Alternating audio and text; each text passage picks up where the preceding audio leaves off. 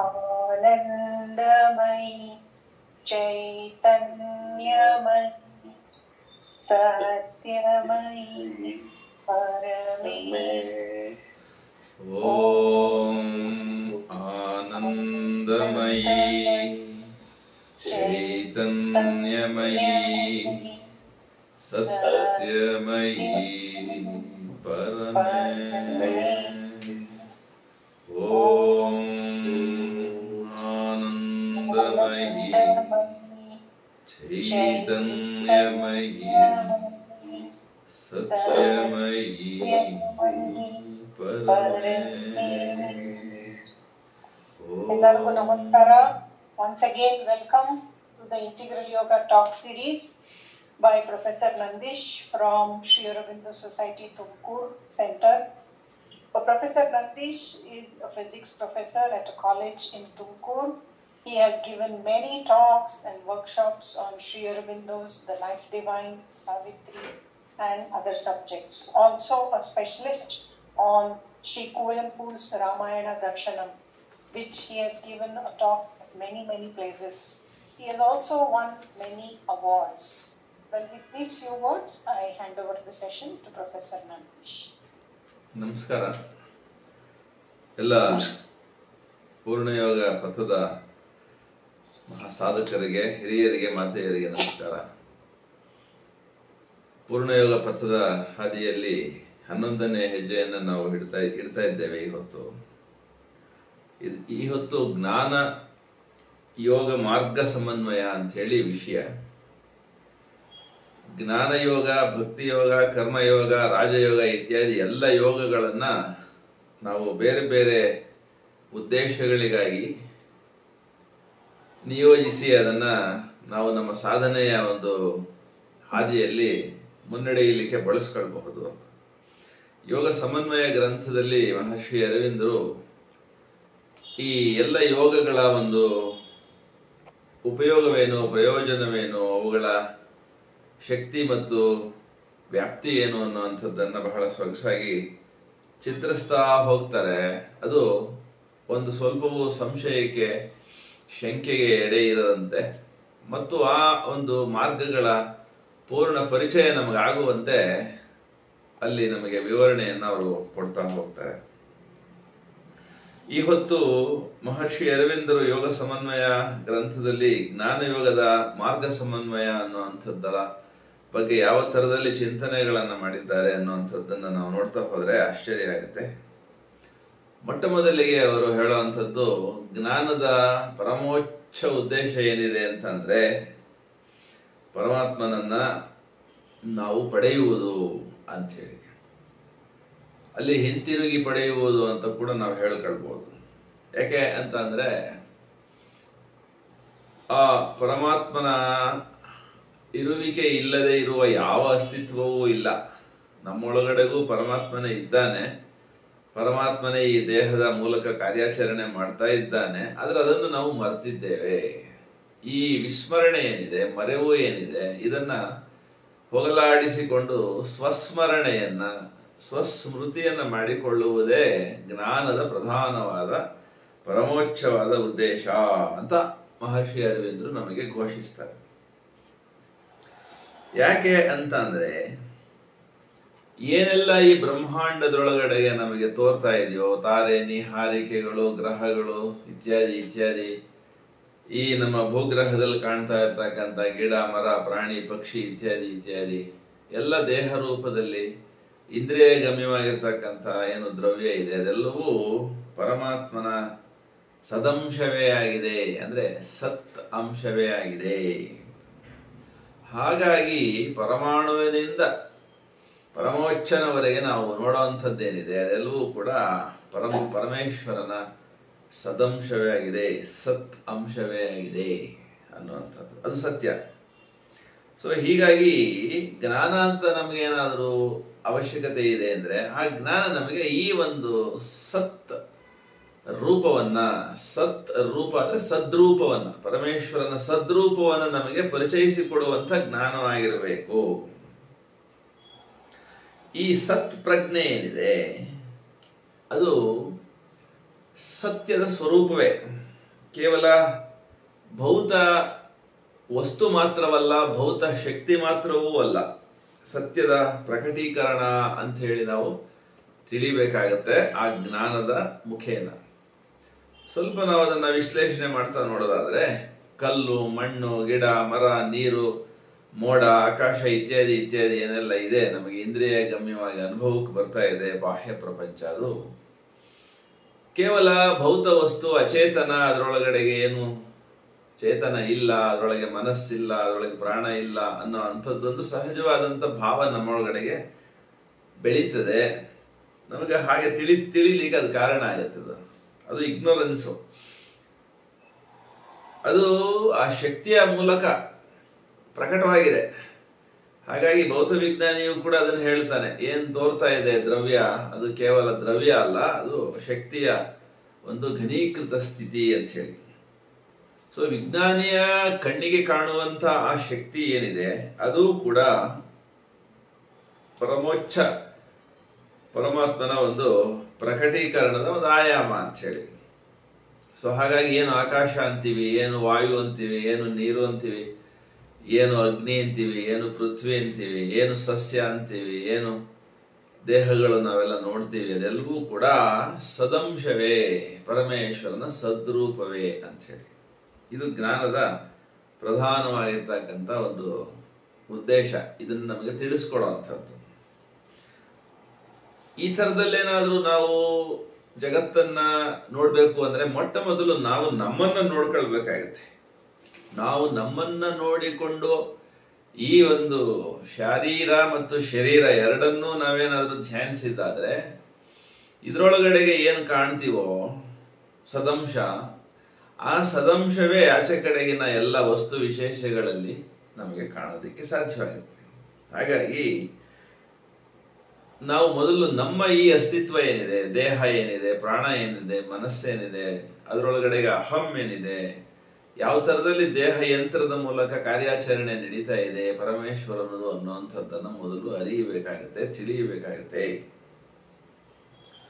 ಹಾಗೆ ನಾವೇನಾದ್ರೂ ಧ್ಯಾನಿಸೋಕೆ ಶುರು ಮಾಡಿದ್ರೆ, ನಮ್ಮ ದೇಹವನ್ನೇ ನಾವು ಧ್ಯಾನಿಸಿದ್ರೆ ಅದರೊಳಗಡೆಗೆ ಏನೆಲ್ಲ ವಿಸ್ಮಯ ಸಂಗತಿಗಳು ನಮಗೆ ಗೋಚರಿಸ್ತವೆ. ಅದರೊಳಗಡೆಗೆ ಪೃಥ್ವಿ ಇದೆ, ಅದರೊಳಗಡೆಗೆ ಜಲ ಇದೆ, ಅದರೊಳಗಡೆಗೆ ಅಗ್ನಿ ಇದೆ, ಅದರೊಳಗೆ ವಾಯು ಇದೆ, ಅದರೊಳಗೆ ಆಕಾಶ ಇದೆ. ಆಕಾಶ ಅನ್ನುವಂಥದ್ದು ದರ್ಶಿಸ್ಲಿಕ್ಕೆ ನಮಗೆ ಸಾಧ್ಯವಾದ ತಕ್ಷಣವೇ ಆತ್ಮ ಸಾಕ್ಷಾತ್ಕಾರವೂ ಆಗುತ್ತೆ. ಆದ್ರೆ ಅಷ್ಟು ಸುಲಭವೇ ನಮಗೆಲ್ಲ ಕಾಣುವಂಥದ್ದು ಕೇವಲ ದೇಹ ಅಷ್ಟೇನೆ. ಮಾತಾಡ್ತಾ ಇರುವಂತ ಮಾತು ಕಿವಿಗೆ ಬೀಳುತ್ತದೆ, ಅದು ಶಬ್ದ ರೂಪ. ಶಬ್ದದ ಆಗಮನ ಆಗುವಂಥದ್ದೇ ಆಕಾಶದಲ್ಲಿ. ಆಕಾಶದ ತನ್ಮಾತ್ರೆ ಶಬ್ದ, ವಾಯುವಿನ ತನ್ಮಾತ್ರೆ ಸ್ಪರ್ಶ. ಹಾಗಾಗಿ ನಮಗೆ ಸ್ಪರ್ಶ ಜ್ಞಾನವಾಗಬೇಕು, ಶಬ್ದ ಜ್ಞಾನವಾಗಬೇಕು, ರೂಪ ನಮಗೆ ಕಾಣಿಸ್ಕೊಳ್ಬೇಕು. ಯಾವುದಾದ್ರೂ ಹೊರಗಿನ ವಸ್ತು ಅಂದ್ರೆ ಅಗ್ನಿ ಬರಬೇಕು. ಹಾಗಾಗಿ ಈ ಪಂಚಭೂತಗಳ ಹಿಂದೆಗಡೆಗೆ ಸೂಕ್ಷ್ಮವಾಗಿ ತನ್ಮಾತ್ರೆಗಳು ಈ ಪ್ರಪಂಚದ ನಿರ್ಮಾಣದ ಕಾರ್ಯದೊಳಗಡೆಗೆ ಇದಾವೆ ಅನ್ನೋದು ನಮಗೆ ಗೊತ್ತಾಗ್ಬೇಕಾದ್ರೆ ನಮ್ಮ ಈ ದೇಹದಲ್ಲಿರ್ತಕ್ಕಂಥ ಪಂಚಭೂತಗಳನ್ನು ನೋಡಿಕೊಳ್ಳುವ ಒಂದು ವ್ಯವಧಾನ, ಸಮಾಧಾನ, ಧ್ಯಾನ ನಮಗೆ ಸಾಧ್ಯವಾಗಬೇಕು. ಹಾಗಾಗಿ ಧ್ಯಾನಿಸಿದರೆ ದೇಹ ಯಂತ್ರದಲ್ಲಿ ಪ್ರಕೃತಿ ಯಂತ್ರದ ಸದಂಶವೇ ತುಂಬಿದೆ ಅನ್ನೋದು ನಮಗೆ ಗೊತ್ತಾಗುತ್ತೆ. ಇದು ಬಹಳ ವಿಶೇಷವಾದದ್ದು. ಈ ಜ್ಞಾನ ನಮಗಾದ ಹಾಗೆಲ್ಲ ಪ್ರಕೃತಿ ಮತ್ತು ಪುರುಷರ ಆಳವಾದಂತಹ ಒಂದು ತಿಳುವಳಿಕೆ ಸಿಗ್ತಾ ಹೋಗುತ್ತೆ. ಯಾಕೆಂತಂದ್ರೆ ಈ ಸದಂಶದ ಈ ಪಂಚಭೂತಾತ್ಮಕವಾದ ಈ ದೇಹದಲ್ಲಿ ಚಿದಂಶವೂ ಇದೆ, ಅಂದ್ರೆ ಚಿತ್ ಶಕ್ತಿಯೂ ಇದೆ. ಸತ್ತು, ಚಿತ್ತು, ಆನಂದ ಅಂತ ಹೇಳಿ ಮೂರು ಹೇಳ್ತಾರೆ, ತ್ರಿವಳಿಗಳನ್ನು ಹೇಳ್ತಾರೆ. ಸೊ ಹಾಗಾಗಿ ನಾನು ಮಾತಾಡ್ತಾ ಇದ್ದೀನಿ ಅಂದ್ರೆ ಅದು ಚಿತ್ ಶಕ್ತಿ ಇರೋದ್ರಿಂದಾಗಿ ಮಾತಾಡ್ತೀನಿ. ಅದರಿಂದ ಏನಾದ್ರೂ ಸಮಾಧಾನ, ಆನಂದ ಸಿಗುತ್ತೆ ಅಂದ್ರೆ ಅದು ಪರಮೇಶ್ವರನ ಒಂದು ಅಂಗ, ಆನಂದ ಅನ್ನುವಂಥದ್ದು ಒಂದು ರೂಪ, ಒಂದು ಅಭಿವ್ಯಕ್ತಿ. ಹಾಗಾಗಿ ಚಿದಂಶದ ಮೂಲಕ ನಾವು ಆನಂದವನ್ನು ಪಡೆಯಲಿಕ್ಕೆ ಸಾಧ್ಯವಾಗಬೇಕು ಅಂತಂದ್ರೆ ಈ ಶರೀರದಲ್ಲಿ ಪ್ರಾಣವನ್ನು ನೋಡ್ಬೇಕಾಗತ್ತೆ, ಈ ಶರೀರದಲ್ಲಿ ಮನಸ್ಸನ್ನು ನೋಡ್ಬೇಕಾಗತ್ತೆ, ಈ ಶರೀರದಲ್ಲಿ ಅಹಂ ಕೂಡ ನಮಗೆ ಗೋಚರಿಸ್ತದೆ ಅಂತ. ಸೊ ಇದು ವೈಯಕ್ತಿಕ ಹಾಗೂ ಸಾಮಾಜಿಕ ಹಾಗೂ ಜೀವನ ಎಲ್ಲ ನಾವು ಏನೆಲ್ಲ ನೋಡ್ತೀವಿ, ಕೇಳ್ತೀವಿ, ನಮ್ಮ ಈ ವೈಯಕ್ತಿಕ ಶರೀರದಲ್ಲಾಗ್ಬೋದು, ನಮ್ಮ ಸುತ್ತಮುತ್ತ ಇರ್ತಕ್ಕಂಥ ಪ್ರಪಂಚದ ಅಥವಾ ಪ್ರಕೃತಿಯ ಸನ್ನಿವೇಶದಲ್ಲಾಗ್ಬೋದು. ಇದನ್ನೇ ನಾವು ನೋಡೋದಕ್ಕೆ ಸಾಧ್ಯವಿದೆ. ಈ ಸತ್ಯ ಏನಿದೆ, ಈ ದೇಹ ಏನಿದೆ, ಅದನ್ನು ಸ್ವಲ್ಪ ಧ್ಯಾನಿಸಿದ್ರೆ ಇದು ಸತ್ಯವೇ, ಇದು ಅಸತ್ಯವೇ, ಇದು ಮಿಥ್ಯವೇ, ಇದು ನಿತ್ಯವೇ ಅನ್ನೋವಂಥದ್ದು ನಮಗೆ ನಂತರದಲ್ಲಿ ಅನುಭವ ಶುರುವಾಗುತ್ತೆ. ಇದು ಬಹಳ ವಿಶೇಷವಾದಂಥ ಸಂಗತಿ. ನಮ್ಮ ವೇದಾಂತದಲ್ಲೂ ಕೂಡ ಇದ್ರ ಬಗ್ಗೆ ಬೇಕಾದಷ್ಟು ತಿಳುವಳಿಕೆ ನಮಗೆ ಸಿಗುತ್ತೆ. ದೇಹ ನಾವೇನು ನೋಡ್ತಾ ಇದ್ದೀವಿ ಅದು ಶಾಶ್ವತವೇ ಅಂದರೆ ಇಲ್ಲ. ಅದು ಈ ಹೊತ್ತಿದ್ದಂಗೆ ನಾಳೆ ಇರುತ್ತೆ ಅಂದರೆ ಇಲ್ಲ. ಈ ಹೊತ್ತಿದ್ದ ಹಾಗೆ ಇಂದಿನ ವರ್ಷ ಇತ್ತೆ ಅಂದರೆ ಇಲ್ಲ. ಸೊ ನಿರಂತರವಾಗಿ ದೇಹ ಅನ್ನುವಂಥದ್ದು ಪ್ರಕೃತಿಯ ಒಂದು ಹರಿವಾಗಿದೆ. ಹರಿಯುವ ನೀರಿನಂತೆ ಈ ಪಂಚಭೂತಗಳ ಹರಿವು ಈ ಶರೀರದೊಳಗಡೆಗೆ ನಿತ್ಯ ನಿರಂತರವಾಗಿದೆ. ಹಾಗಾಗಿ ಈ ದೇಹ ಕೂಡ ಒಂದು ಅಸತ್ಯದ ಆಧಾರ ಅನ್ನುವಂಥದ್ದು ನಮಗೆ ಗೊತ್ತಾಗುತ್ತೆ. ಸತ್ಯವಲ್ಲ ಅಂತ, ನಿತ್ಯವೂ ಅಲ್ಲ ಅಂತ ಹೇಳಿ ಅದು ತೋರ್ತಾ ಇದೆ, ಅನುಭವಕ್ಕೆ ಬರ್ತಾ ಇದೆ. ನಾನು ಮಾತಾಡ್ತಾ ಇದ್ದೀನಿ, ಹಾಗಾಗಿ ನಮಗೆ ಸತ್ಯ ಅಂತ ಅನ್ನಿಸ್ಬಿಡ್ತದೆ. ಭಾವಿಸಿ ಧ್ಯಾನಿಸಿ ಒಳ ಹೊಕ್ಕು ನೋಡಿದಾಗ ದೇಹ ಅನ್ನುವಂಥದ್ದು ನಿತ್ಯವಾದಂತಹ ಹೀಗೆ ಇರುವಂತೆಯೇ ಸದಾ ಇರುವಂತಹುದಲ್ಲ. ಅದು ನಿರಂತರ ಪರಿವರ್ತನಶೀಲ, ನಿರಂತರ ಚಲನಶೀಲ, ನಿರಂತರವಾದ ಒಂದು ಪಂಚಭೂತಗಳ ಪ್ರವಾಹ ಅಂತ ಹೇಳಿ ನಮಗೆ ಕಾಣಿಸ್ಕೊಳ್ಳೋಕೆ ಶುರುವಾಗುತ್ತೆ. ಅಲ್ಲಿ ಆ ಜ್ಞಾನ ಇದೆ. ಅದು ಪಂಚೀಕರಣದ ನಂತರದಲ್ಲಿ ನಮಗಾಗುತ್ತೆ. ಆವಾಗ ಭೌತ ಪ್ರಕೃತಿ ಶರೀರಗಳನ್ನು ಹೇಗೆ ಸೃಷ್ಟಿಸ್ತಾ ಇದೆ ಅನ್ನೋದು ನಮಗೆ ಗೊತ್ತಾಗುತ್ತೆ. ಕೇವಲ ನನ್ನ ದೇಹ ಅಷ್ಟೇ ಅಲ್ಲ, ಇರುವೆ ದೇಹ ಇರಬಹುದು, ಒಂದು ಮರದ ದೇಹ ಇರಬಹುದು, ಒಂದು ಹಸುವಿನ, ಒಂದು ಪಕ್ಷಿಯ ದೇಹ ಇರಬಹುದು. ಎಲ್ಲ ದೇಹಗಳ ಮೂಲ ದ್ರವ್ಯ ಈ ಪ್ರಕೃತಿ. ಈ ಪ್ರಕೃತಿಯಲ್ಲೂ ಮತ್ತೆ ಅವರಾ ಪ್ರಕೃತಿ, ಪರಾ ಪ್ರಕೃತಿ ಅಂತ ಹೇಳಿ ಎರಡು ಪ್ರಕೃತಿಗಳನ್ನು ನಾವು ಮಾಡಿ ನೋಡಬಹುದು. ಮಹರ್ಷಿ ಅರವಿಂದರು ಕೂಡ ಅದನ್ನು ಹೇಳ್ತಾರೆ. ಸೊ ಈಗ ನಾವು ಹಂತ ಹಂತವಾಗಿ ನೋಡ್ತಾ ಹೋದಾಗ ಈ ಭೌತ ಪ್ರಕೃತಿ ಏನಿದೆ, ಆಕಾಶದಿಂದ ಪೃಥ್ವಿಯವರೆಗಿನ ಪಂಚಭೂತ ಪ್ರಕೃತಿ ಏನಿದೆ, ಅದೇ ಎಲ್ಲ ದೇಹಗಳನ್ನ, ಎಲ್ಲ ಶರೀರಗಳನ್ನ ಸೃಜಿಸ್ಲಿಕ್ಕೆ ಬೇಕಾಗಿರ್ತಕ್ಕಂಥ ವಸ್ತುವನ್ನ ಕೊಡ್ತಾ ಇದೆ. ನಾವು ಗಣೇಶನ್ ಮಾಡ್ಲಿಕ್ಕೆ ಮಣ್ಣನ್ನು ಬಳಸ್ತೀವಿ, ನೀರನ್ನು ಬಳಸ್ತೀವಿ. ಹಾಗೆ ಈ ದೇಹಗಳನ್ನು ಮಾಡಲಿಕ್ಕೆ ಪ್ರಕೃತಿ ಮಣ್ಣು, ನೀರು, ಗಾಳಿ ಇತ್ಯಾದಿ ಇತ್ಯಾದಿ ಪಂಚಭೂತಗಳನ್ನು ಕೊಡ್ತಾಳೆ. ಆದ್ರೆ ಈ ದೇಹವನ್ನು ಮಾಡೋವನು ಯಾರು, ಉಪಯೋಗಿಸೋನು ಯಾರು? ಅವನು ಪರಾ ಪ್ರಕೃತಿಯಿಂದ ಬಂದಂತ ಚೈತ್ಯ ಪುರುಷ. ಅವನು ತನ್ನ ಅಗತ್ಯಕ್ಕೆ ಅನುಗುಣವಾಗಿ, ತನ್ನ ಕಾರ್ಯಾಚರಣೆಗೆ ಅನುಗುಣವಾಗಿ, ತನ್ನ ಉದ್ದೇಶಕ್ಕೆ ಅನುಗುಣವಾಗಿ ಪ್ರಕೃತಿಯ ಸಹಾಯದಿಂದ, ಪ್ರಕೃತಿಯ ಒತ್ತಾಸೆಯನ್ನ ಬಳಸಿಕೊಂಡು ದೇಹ ಯಂತ್ರಗಳನ್ನು ನಿರ್ಮಾಣ ಮಾಡ್ಕೊಳ್ತಾನೆ. ಆದ್ರಿಂದ ಅವನೇ ಈ ಶರೀರಗಳನ್ನು ಆವರಿಸಿ ಇರ್ತಾನೆ, ಅವನೇ ಈ ಶರೀರಗಳನ್ನ ಸ್ವಾಧೀನಪಡಿಸಿಕೊಂಡು ಉಪಯೋಗಿಸ್ತಾನೆ ಅನ್ನುವಂಥದ್ದು ನಮಗೆ ನಿಧಾನವಾಗಿ ಗೊತ್ತಾಗುತ್ತೆ. ಅದು ಮೊಟ್ಟ ಮೊದಲು ನಮಗೆ ದೇಹವನ್ನು ನೋಡಿದಾಗ ನಾವೇ ಬಳಸ್ತಾ ಇದ್ದೀವೇನೋ, ಇದು ನಮ್ಮದೇ ಶರೀರ ಏನೋ, ನಮ್ಮದೇ ಮಾತು ಕೇಳ್ತದೇನೋ, ಇದು ಹೀಗೆ ಇರ್ತದೇನೋ ಅಂತ ನಮಗೆ ಅನ್ನಿಸ್ತದೆ. ಹೊಕ್ಕು ನೋಡಿದಾಗ ಗೊತ್ತಾಗುತ್ತೆ ಈ ದೇಹದ ಯಾವ ಕರ್ಮವು ಒಳಗಡೆ ನಡೀತಾ ಇರ್ತಕ್ಕಂಥ ಪ್ರಾಣದ ಕರ್ಮಗಳಿರಬಹುದು, ಮನಸ್ಸಿನ ಕರ್ಮಗಳಿರಬಹುದು, ಅಹಂನ ಕರ್ಮಗಳಿರಬಹುದು, ಅಥವಾ ದೇಹದ ಒಳಗಡೆ ನಡೀತಾ ಇರ್ತಕ್ಕಂಥ ಅವಯವಗಳ ಕರ್ಮಗಳಿರಬಹುದು, ನಮ್ಮ ಹಿಡಿತದಲ್ಲಿ ಇಲ್ಲ ಅನ್ನೋದು ನಮಗೆ ಗೊತ್ತಾಗುತ್ತೆ. ಇದು ಜ್ಞಾನ ಮಾರ್ಗದ ಬಹಳ ವಿಶೇಷವಾದ ಆರಂಭದ ಒಂದು ಹೆಜ್ಜೆಗಳು. ಒಟ್ಟಾರೆ ದೇಹ ಅನ್ನುವಂಥದ್ದು ಯಾವುದೇ ಇರಲಿ, ಅದು ಆತ್ಮನ ಮನೆಗಳು ಅಂತ ಹೇಳಿ. ಹಾಗಾಗಿ ಗಿಡ ಇರಲಿ, ಪ್ರಾಣಿ ಇರಲಿ, ಪಕ್ಷಿ ಇರಲಿ, ಮನುಷ್ಯ ಇರಲಿ, ಆ ದೇಹ ಅನ್ನುವಂಥದ್ದು ಆತ್ಮನ ಒಂದು ಮನೆ, ಒಂದು ಆವಾಸ, ಒಂದು ಹ್ಯಾಬಿಟಾಟ್ ಅನ್ನೋದು ನಮಗೆ ಗೊತ್ತಾಗುತ್ತೆ. ಸೊ ದೇಹವೇ ನಾನು ಅನ್ನೋದು ಒಂದು ಸಹಜ ವಿಸ್ಮರಣೆಯಿಂದ, ನಾನು ಚೆನ್ನಾಗಿದ್ದೀನಪ್ಪ, ನೀನು ಚೆನ್ನಾಗಿದೆಯಾ ಅಂತ ಕೇಳ್ತೀವಿ ನಾವು.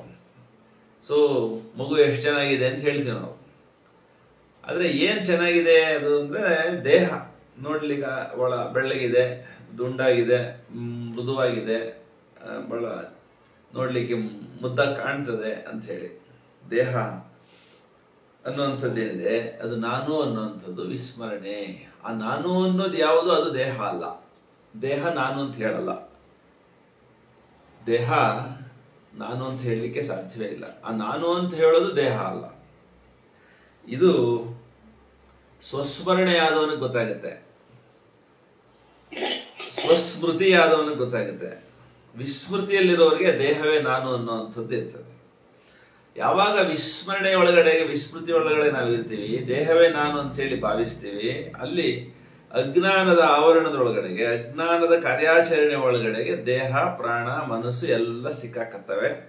ಹಾಗಾಗಿ ಅಲ್ಲಿನ ಉಪಯೋಗ ಏನಿದೆ, ಆ ದೇಹದ, ಆ ಪ್ರಾಣದ, ಮನಸ್ಸಿನ, ಬುದ್ಧಿಯ ಉಪಯೋಗ ಏನಿದೆ, ಅತ್ಯಂತ ಪಶು ಸದೃಶವಾಗಿರ್ತದೆ. ಯಾಕೆಂತಂದ್ರೆ ಪಶುಗಳ ಶರೀರದಲ್ಲೂ ಕಾರ್ಯಾಚರಣೆಗಳು ನಡೀತವೆ, ಸಸ್ಯದ ಶರೀರಗಳಲ್ಲೂ ಕಾರ್ಯಾಚರಣೆಗಳು ನಡೀತವೆ. ಅವೆಲ್ಲ ಅಹಂ ಕೇಂದ್ರಿತವಾಗಿರ್ತವೆ ಅಂತ ಹೇಳಿ. ಕಲ್ಲಿನಲ್ಲೂ ಅಹಂ ಇದೆ, ಸಸ್ಯದಲ್ಲೂ ಅಹಂ ಇದೆ, ಹರಿಯುವ ನೀರಿನಲ್ಲೂ ಅಹಂ ಇದೆ. ತೋರ್ತಾ ಇರ್ತಕ್ಕಂಥ ಎಲ್ಲ ಪಂಚಭೂತಾತ್ಮಕ ಜಗತ್ತಿನಲ್ಲಿ ಅಹಂ ಕಾರ್ಯಾಚರಣೆ ಮಾಡ್ತಾ ಇದೆ. ಪರಮಾಣುವಿನಲ್ಲೂ ಅಹಂ ಇದೆ, ಎದಿರಲೇಬೇಕಾಗತ್ತೆ. ಹಾಗಾಗಿ ಅದೊಂದು ಉಪಕರಣ. ಅಹಂ ಅನ್ನುವಂಥದ್ದು ಭೌತ ವಸ್ತುವನ್ನು ನಿರ್ವಹಣೆ ಮಾಡ್ತಕ್ಕಂಥ ಒಂದು ಅದ್ಭುತವಾದ ಉಪಕರಣ. ಅದು ಅಹಂ ಒಂದು ಕೇಂದ್ರದೊಳಗಡೆಗೆ ಈ ಪ್ರಪಂಚದ ಎಲ್ಲ ಕಾರ್ಯಭಾರಗಳನ್ನು ಭಗವಂತ ನಡೆಸ್ತಾ ಹೋಗ್ತಾ ಇದ್ದಾನೆ ಅನ್ನೋದು ನಮಗೆ ಗೊತ್ತಾಗ್ಬೇಕು.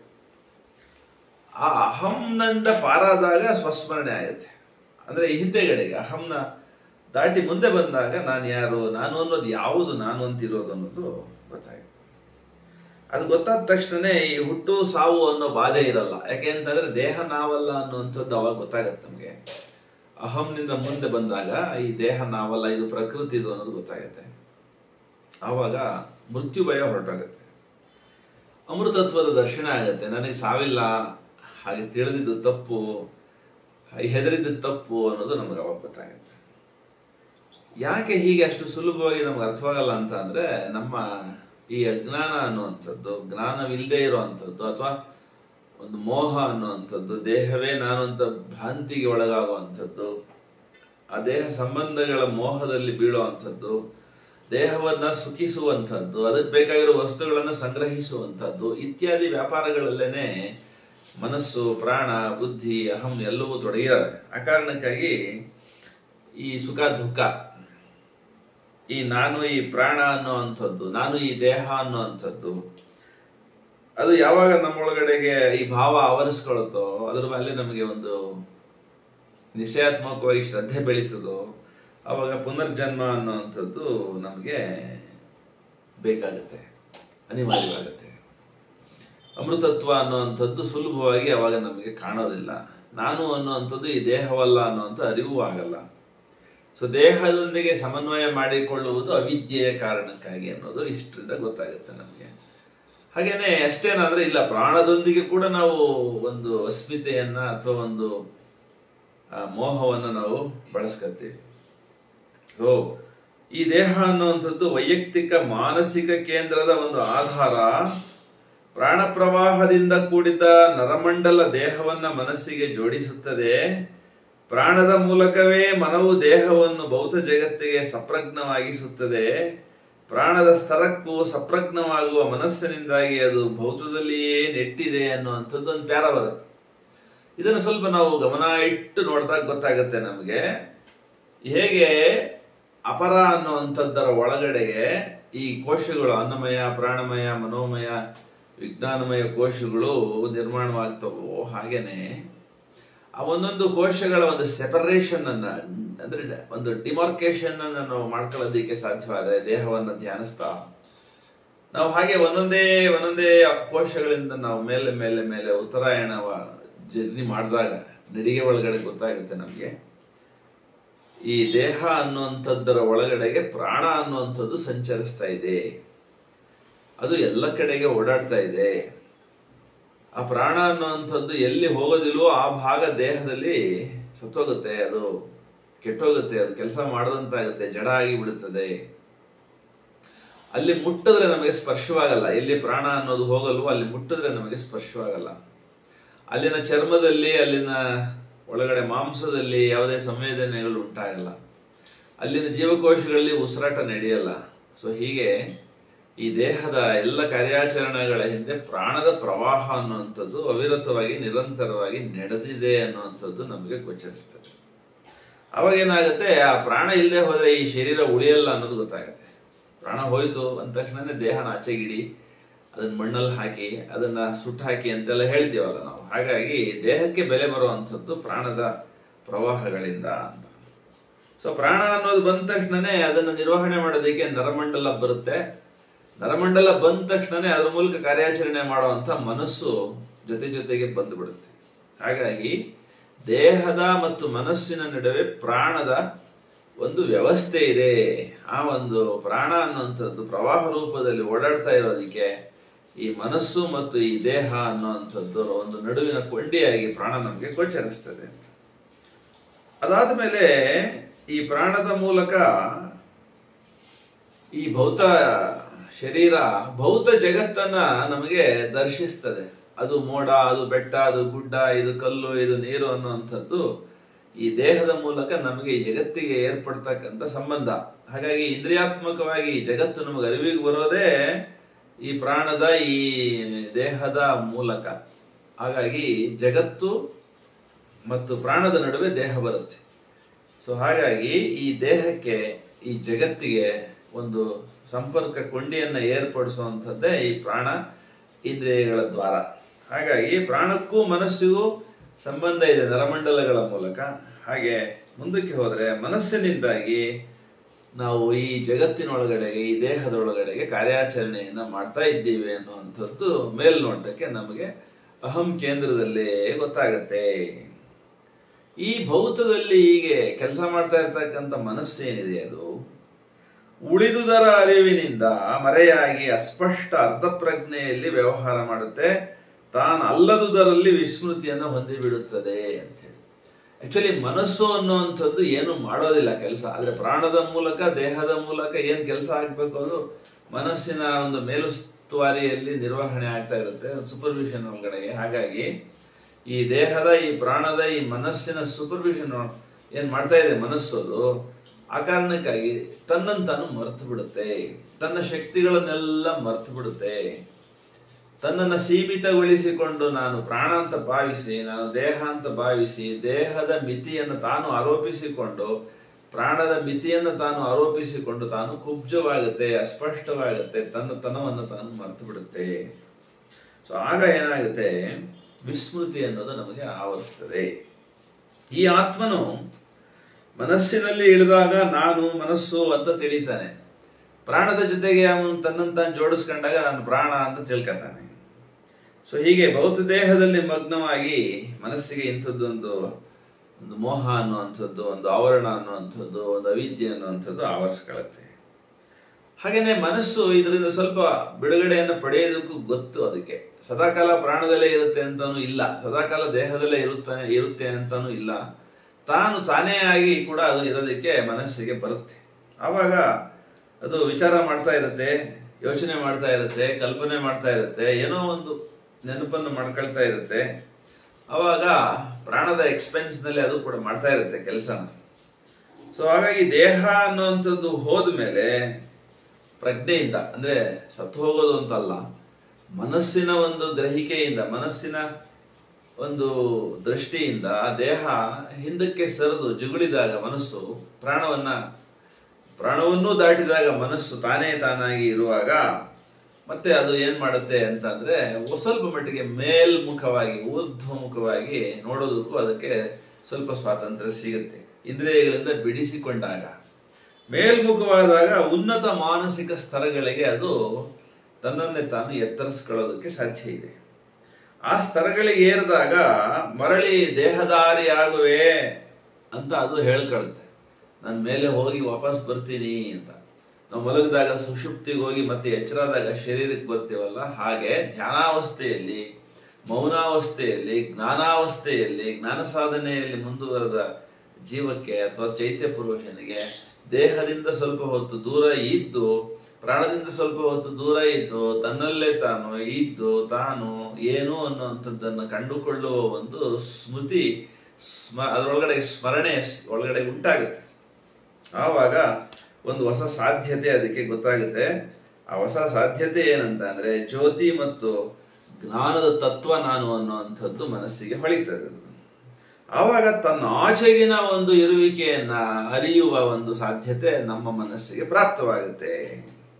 ಸೊ ಪರಮಾತ್ಮನು ಸನಾತನ, ಇನ್ನೆಲ್ಲವೂ ಆತನ ಪ್ರಕಟಣೆ ಮಾತ್ರ ಅನ್ನುವಂಥದ್ದು ನಮಗೆ ಯಾವಾಗ ಮನಸ್ಸು ಉನ್ಮನಾವಸ್ಥೆಗೆ ಹೋಗುತ್ತೋ, ಒಂದು ವಿಶೇಷವಾದಂತ ಬೆಳಕನ್ನ ತನ್ನೊಳಗಡೆಗೆ ಜ್ಯೋತಿಯ ರೂಪದಲ್ಲಿ ಪಡ್ಕೊಳ್ಳುತ್ತೋ, ಶಕ್ತಿಯ ರೂಪದಲ್ಲಿ ಪಡ್ಕೊಳ್ಳುತ್ತೋ, ಆನಂದದ ರೂಪದಲ್ಲಿ ತುಂಬಿಕೊಳ್ಳುತ್ತೋ, ಆವಾಗ ಗೊತ್ತಾಗುತ್ತೆ ಅದಕ್ಕೆ ಪರಮಾತ್ಮ ಸನಾತನ. ಅವನಿಗೆ ಯಾವುದೇ ನಾಮರೂಪಗಳಿಲ್ಲ, ಕಾಲ ದೇಶಗಳಿಲ್ಲ. ಆ ಕಾಲ ಮತ್ತು ದೇಶಗಳೊಳಗಡೆ ಏನ್ ಕಾಣ್ತಾ ಇದೆಯೋ ಅದು ರೂಪ ಅಂತ ಕರಿತೀವಿ. ಯಾವುದಕ್ಕೆ ರೂಪ ಇಲ್ವೋ ಅದಕ್ಕೆ ನಾಮ ಅಂತ ಕರಿತೀವಿ. ಸೊ ನಾಮ ಮತ್ತು ರೂಪಗಳು ಕಾಲದೇಶಗಳೊಳಗಡೆಗೆ ನಾವು ಬಳಸ್ತಾ, ನೋಡ್ತಾ, ಮುಟ್ತಾ, ಅದ್ರ ಬಗ್ಗೆ ವಿಚಾರ ಮಾಡ್ತಾ ಹೋಗ್ತೀವಿ. ಉದಾಹರಣೆಗೆ ದೇಹ ಅನ್ನೋದು ರೂಪ ಆದ್ರೆ ಮಾತಾಡ್ತಾ ಇರ್ತಕ್ಕಂಥ ಪ್ರಾಣ ಏನಿದೆ, ಮನಸ್ಸೇನಿದೆ, ಅದು ನಾಮ ಆಗುತ್ತೆ. ನಾಮ ಅಂತಂದ್ರೆ ಹೆಸರು, ಪ್ರಾಣ ಅಂದ್ರೆ ಒಂದು ಹೆಸರು, ಒಂದು ಶಕ್ತಿಗೆ ನಾವು ಕೊಟ್ಟಿರುವಂಥದ್ದು. ಮನಸ್ಸು ಅಂದ್ರೆ ಒಂದು ಹೆಸರು, ಚೈತ್ಯ ಪುರುಷನ ಒಂದು ಹೆಸರು, ಅದಕ್ಕೆ ಯಾವುದೇ ರೂಪ ಇಲ್ಲ. ಅದಕ್ಕೆ ನಾವು ಅದಕ್ಕೆ ನಾಮ ಅಂತ ಕರೆದಿದ್ದೀವಿ. ರೂಪ ಅಂತಂದ್ರೆ ಯಾವುದಕ್ಕೆ ಇಂದ್ರಿಯಗಳಿಗೆ ತೋರ್ತಾ ಇದೆಯೋ, ಮುಟ್ಬಹುದು, ಸ್ಪರ್ಶಿಸಬಹುದು, ಅದನ್ನ ನಾವು ರೂಪ ಅಂತ ಕರಿತೀವಿ ನಾವು. ನಾಮ ಅಂತಂದ್ರೆ ಅದಕ್ಕೆ ಈ ದ್ರವ್ಯ ರೂಪದ ಅಸ್ತಿತ್ವ ಇರಲ್ಲ, ಅದು ಅಭಾವ ವಸ್ತು ಅಂತ ಹೇಳಿ ಹೇಳ್ತಾರೆ ಅದ್ವೈತ ವೇದಾಂತದಲ್ಲಿ. ಅಂಥದ್ದು ನಿರಾಕಾರ ನಿರ್ಗುಣವಾಗಿರ್ತದೆ. ಸಾಕಾರವಾಗಿರೋದೆಲ್ಲವೂ ರೂಪ, ನಿರಾಕಾರವಾಗಿರುವಂಥದ್ದೆಲ್ಲವೂ ನಾಮ ಅಂತ ಹೇಳಿ. ಸೊ ಈ ನಾಮರೂಪಗಳು ಮತ್ತು ಕಾಲದೇಶಗಳು ಈ ಕಾರ್ಯಾಚರಣೆ ಅಂದ್ರೆ ಈ ದೇಹದ ಕಾರ್ಯಾಚರಣೆ ಒಳಗಡೆಗೆ ಸಕ್ರಿಯವಾಗಿ ಭಾಗವಹಿಸಿದಾವೆ ಅನ್ನುವಂಥದ್ದು ಸೂಕ್ಷ್ಮವಾಗಿ ನಮ್ಮ ಅರಿವಿಗೆ ಬರೋದು ಯಾವಾಗ ಅಂತಂದ್ರೆ ದೇಹ ಪ್ರಾಣಗಳನ್ನು ದಾಟಿ ಹೋದ ಮಾನಸಿಕ ಅವಸ್ಥೆ ಒಳಗಡೆಗೆ, ಎತ್ತರದ ಆ ಒಂದು ಚಿತ್ತಭಿತ್ತಿ ಒಳಗಡೆಗೆ ಅದು ಗೋಚರಿಸ್ತದೆ. ಕಾಲದೇಶಾತೀತವಾದ ನಾಮರೂಪಾತೀತವಾದ ಇರುವಿಕೆ ನನಗೆ ಇದೆ, ಅದೇ ಸನಾತನಾಂಶ ಅನ್ನುವಂಥದ್ದು ಆ ಮನಸ್ಸಿಗೆ ವೇದ್ಯವಾಗುತ್ತೆ. ಇದು ಜ್ಞಾನಯೋಗದ ಮೂಲ ಸತ್ಯ, ಅಥವಾ ಅಲ್ಲಿಂದ ಇದು ಆರಂಭ ಆಗುತ್ತೆ ಜ್ಞಾನ ಅನ್ನುವಂಥದ್ದು. ಭೌತದೇಹ, ಪ್ರಾಣದೇಹ, ಮನೋಮಯಗಳಲ್ಲಿನ ಬದ್ಧತೆ ತೊರೆದು, ಈ ದೇಹ ನಾನು, ಈ ಪ್ರಾಣ ನಾನು ಅನ್ನುವಂಥ ಏನು ಬದ್ಧತೆ ಇದೆ, ನಾವು ಅಂಟ್ಕೊಂಡಿದೀವಿ, ಐಡೆಂಟಿಫೈ ಮಾಡ್ಕೊಂಡಿದೀವಿ, ಅದನ್ನು ಬಿಟ್ಟಾಗ ಅಭೇದ ಜ್ಞಾನವನ್ನ ಹೊಂದುತ್ತೇವೆ. ಅಭೇದ ಅಂತ ಅಂದ್ರೆ ನಾನು ಎಲ್ಲದರೊಂದಿಗೆ, ಎಲ್ಲದರ ಒಳಗೆ, ಅಥವಾ ನನ್ನೊಳಗಡೆ ಎಲ್ಲವೂ ಪಂಚಭೂತಾತ್ಮಕವಾದ ಎಲ್ಲವೂ ನನ್ನೊಳಗಡೆಗೆ ಇದೆ, ನನ್ನ ದೇಹದಲ್ಲಿಯೇ ಇದೆ. ಹಾಗೆ ನಾನು ಕೂಡ ಈ ವಿಶ್ವ ಪ್ರಕೃತಿಯ ಒಂದು ಭಾಗವೇ ಅನ್ನುವಂಥದ್ದೊಂದು ಸನಾತನ ಅನ್ನುವಂಥದ್ದೊಂದು ಅರಿವು ನಮಗೆ ಪ್ರಾಪ್ತವಾದಾಗ ಅದೊಂದು ಸಾಕ್ಷಾತ್ಕಾರ ಅಂತ ಹೇಳಿ, ರಿಯಲೈಸೇಷನ್ ಅಂತ ಹೇಳಿ, ವಿಜುವಲೈಸೇಷನ್ ಅಂತ ಹೇಳಿ ಕೂಡ ನಾವು ಹೇಳ್ಬೋದು. ಪರಮಾತ್ಮ ಎಲ್ಲದರಲ್ಲಿ ಎಲ್ಲೆಡೆ ಇರೋದು ನಮಗೆ ಅವಾಗ ಗೋಚರ ಆಗುತ್ತೆ. ಎಲ್ಲದರ ದ್ರವ್ಯವಾಗಿರ್ತಕ್ಕಂಥ ಆಕಾಶ ದ್ರವ್ಯವನ್ನು ಉದಾಹರಣೆಯಾಗಿ ತಗೊಳ್ಬಹುದು ಅಂತ ಹೇಳ್ತಾರೆ ಮಹರ್ಷಿ ಅರವಿಂದರು. ಆಕಾಶ ನೋಡಿ ಎಲ್ಲ ಕಡೆ ಇದೆ, ಬಿಂದಿಗೆ ಒಳಗಡೆ ಇದೆ, ಲೋಟದೊಳಗಡೆ ಇದೆ, ಒಂದು ಪರಮಾಣು ಒಳಗಡೆ ಇದೆ, ಭೂಮಿ ಮತ್ತು ಚಂದ್ರನ ನಡುವೆ ಇದೆ, ಚಂದ್ರ ಮತ್ತು ಭೂಮಿಯ ನಡುವೆ ಇದೆ, ಭೂಮಿ ಮತ್ತು ಸೂರ್ಯನ ನಡುವೆ ಇದೆ, ಇಡೀ ಸೌರಮಂಡಲ ಆಕಾಶದಲ್ಲೇ ಇದೆ, ತಾರೆ ನಿಹಾರಿಕೆಗಳು ಆಕಾಶದಲ್ಲೇ ಇದ್ದಾವೆ. ಆಕಾಶವೇ ಇಡೀ ಪಂಚಭೂತಾತ್ಮಕವಾದ ಈ ಬ್ರಹ್ಮಾಂಡವನ್ನ ಧರಿಸಿದೆ. ಹಾಗಾಗಿ ಆಕಾಶ ಅನ್ನುವಂಥದ್ದು ಸರ್ವಗತವೂ ಆಗಿ, ಸರ್ವಾಂತರ್ಯಾಮಿಯೂ ಆಗಿ, ಸರ್ವವನ್ನು ತನ್ನೊಳಗಡೆಗೆ ಧರಿಸಿರುವಂಥದ್ದೊಂದು ಹೇಗೆ ನಮಗೆ ಕಾಣ್ತಾ ಇದೆಯೋ ಅರಿವಿನ ಒಂದು ದೃಷ್ಟಿಗೆ, ಹಾಗೇನೆ ಪರಮಾತ್ಮ ಅನ್ನೋನು ಆಕಾಶವನ್ನು ಧರಿಸಿದ್ದಾನೆ. ಆ ಮೂಲಕ ಎಲ್ಲವನ್ನು ತನ್ನೊಳಗಡೆಗೆ ತಾನೇ ಧರಿಸಿ ಸರ್ವಾಂತರ್ಯಾಮಿಯಾಗಿ, ಸರ್ವಗತವಾಗಿ, ಸರ್ವಜ್ಞನಾಗಿ, ಸಾರ್ವಭೌಮನಾಗಿ ಆ ಪರಮೇಶ್ವರನೇ ತನ್ನೊಳಗಡೆಗೆ, ವಿಶ್ವದೊಳಗಡೆಗೆ, ಎಲ್ಲದರೊಳಗಡೆಗೆ ಇದ್ದಾನೆ ಅನ್ನುವಂಥದ್ದು ಪೂರ್ಣ ಯೋಗಿಗೆ ಅರ್ಥವಾಗುತ್ತೆ. ಇದು ಸಾಕ್ಷಾತ್ಕಾರದ ಮೊದಲನೆಯ ಹಂತ. ಅಂಥ ಜ್ಞಾನ ನಮಗೆ ಬಂದಾಗ ಪರಬ್ರಹ್ಮವನ್ನ ನಾವು ಕಾಣಬೇಕು, ಕಾಣಬಹುದು, ಆ ಸಾಧ್ಯತೆ ಇದೆ. ಯಾಕೆ ಅಂತಂದ್ರೆ ಅದು ನಾನೇ, ಅದು ಬೇರೆ, ನಾನು ಬೇರೆ ಅನ್ನುವಂಥದ್ದಿಲ್ಲ ಅನ್ನೋದರ ಒಂದು ಸ್ಪಷ್ಟ ಸೂಚನೆ ಸಿಗುತ್ತೆ. ಈ ನಾನು ಅನ್ನುವಂಥದ್ದು ತಾನೂ ಆಗುವ ಒಂದು ವಿಶೇಷವಾದಂತಹ ಅವಸ್ಥೆ ಅಲ್ಲಿಂದ ಮುಂದಕ್ಕೆ ಪ್ರಾರಂಭ ಆಗುತ್ತೆ. ಅದು ತತ್ವಮಸಿ ಅಥವಾ ಅಹಂ ಬ್ರಹ್ಮಾಸ್ಮಿ ಅನ್ನುವಂಥ ದಾರ್ಶನಿಕ ಉಪನಿಷತ್ಕಾರರ ಒಂದು ಘೋಷವಾಕ್ಯವಾಗಿದೆ. ಅಹಂ ಬ್ರಹ್ಮಾಸ್ಮಿ, ತತ್ವಮಸಿ, ಅಯಮಾತ್ಮ ಬ್ರಹ್ಮ, ಅವೆಲ್ಲ ಮಹಾವಾಕ್ಯಗಳು. ಅದು ಸುಮ್ಮನೆ ಹೇಳಿದ್ದಲ್ಲ, ಅದನ್ನು ಕಂಡು ಉಂಡು ನೋಡಿ ಮಾಡಿ ಅದನ್ನ ನಾನೇ ಅಂತ ಹೇಳಿ ತಿಳಿದು ಹೇಳಿರ್ತಕ್ಕಂಥ ಒಬ್ಬ ಋಷಿಯ ಒಂದು ಘೋಷಣೆ ಅದು. ನೀನು ಬೇರೆ ಅಲ್ಲ, ನಾನು ಬೇರೆಯಲ್ಲ, ಬ್ರಹ್ಮ ಬೇರೆಯಲ್ಲ, ಬ್ರಹ್ಮವೇ ನಾನು, ಬ್ರಹ್ಮವೇ ನೀನು, ನೀನು ನಾನು ಅನ್ನೋದು ಕೂಡ ಅವಿದ್ಯೆ ಅಹಂಕಾರದ ಒಂದು ಅಭಿವ್ಯಕ್ತಿ ಅಂತ ಹೇಳಿ ಆ ಮಂತ್ರಗಳ ಮೂಲಕ ಘೋಷಿಸ್ತಾನೆ ಉಪನಿಷತ್ತಿನ ಋಷಿ. ಆ ಒಂದು ಋಷಿಯ ಕಾಣಿಕೆಯನ್ನ ಅತ್ಯಂತ ಜಡದ ಅಂತರಂಗದೊಳಗಡೆಗೂ ಕೇಳಿಸುವಂತೆ ಮಹರ್ಷಿ ಅರವಿಂದರು ದಿವ್ಯ ಜೀವನ ಗ್ರಂಥದಲ್ಲಿ ಅಥವಾ ಯೋಗ ಸಮನ್ವಯ ಗ್ರಂಥದಲ್ಲಿ ಅಥವಾ ಅವರೆಲ್ಲ ಬರವಣಿಗೆಗಳಲ್ಲಿ ಅದನ್ನ ಘೋಷಿಸ್ತಾರೆ ಜಗತ್ತಿಗೆ. ಹಾಗಾಗಿ ಈ ಆಕಾಶವನ್ನು ನಾವೇನಾದರೂ ಸ್ಪರ್ಶಿಸಿದರೆ, ಆಕಾಶವನ್ನು ನಾವೇನಾದರೂ ಗ್ರಹಿಸಿದರೆ, ಅದು ನಮ್ಮೊಳಗಡೆ ಹೇಗೆ ಉಸಿರು ನಡೀತಾ ಇದೆಯೋ, ಪೂರಕ ರೇಚಕ ನಡೀತಾ ಇದೆಯೋ, ಹಾಗೆ ಆಕಾಶವೇ ಎಲ್ಲ ವಸ್ತು ರೂಪಗಳಲ್ಲಿ ಉಸಿರಾಟದಂತೆ ಚಲಿಸ್ತಾ ಇದೆ, ಒಳಗೂ ಹೊರಗೂ ಆಕಾಶವೇ ಚಲಿಸ್ತಾ ಇದೆ ಅಂತ ಹೇಳಿ. ಹೇಗೆ ಸಾಗರ ಅನ್ನುವಂಥದ್ದು ಅಲೆಗಳ ರೂಪದಲ್ಲಿ ದಡಕ್ಕೆ ಬಂದು ಚಲಿಸಿ ಮತ್ತೆ ವಾಪಸ್ ಹೋಗುತ್ತೋ, ಹಾಗೆ ವಿಶ್ವಾಂತರಂಗದೊಳಗಡೆಗೆ, ವಿಶ್ವಾಂತರಿಕ್ಷದೊಳಗಡೆಗೆ ಅಥವಾ ವಸ್ತುವಿನ ಅಂತರಂಗದೊಳಗಡೆಗೆ, ವಸ್ತುವಿನ ಒಳಗಡೆಗೂ ಹೊರಗಡೆಗೂ ಈ ಆಕಾಶ ಅನ್ನೋದು ಸಂಚರಿಸ್ತಾ ಇದೆ. ನಾಮರೂಪಗಳೆಲ್ಲವೂ ಆಕಾಶದಲ್ಲೇ ಗೋಚರಿಸ್ತಾ ಇದ್ದಾವೆ. ಎಲ್ಲ ನಾಮರೂಪಗಳ ಒಳಗಡೆಗೆ ಈ ಒಂದು ಆಕಾಶ ಅನ್ನೋದು ಉಸಿರಿನಂತೆ ಒಳಗೂ ಹೊರಗೂ ಸಂಚರಿಸ್ತಾ ಇದೆ. ಮಣ್ಣು ಕೂಡ ಈ ವಿಶ್ವಪ್ರಾಣದ ಒಂದು ರೂಪ ಮಾತ್ರ. ವಿಶ್ವಪ್ರಾಣವು ಅಕ್ಷರ, ಮೌನ, ಆಕಾಶ ದ್ರವ್ಯದಲ್ಲಿ ನಿಂತು ಹೋಗುವ ಒಂದು ಚಲನೆ ಮಾತ್ರ ಅನ್ನುವಂಥದ್ದು ಗೊತ್ತಾಗುತ್ತೆ.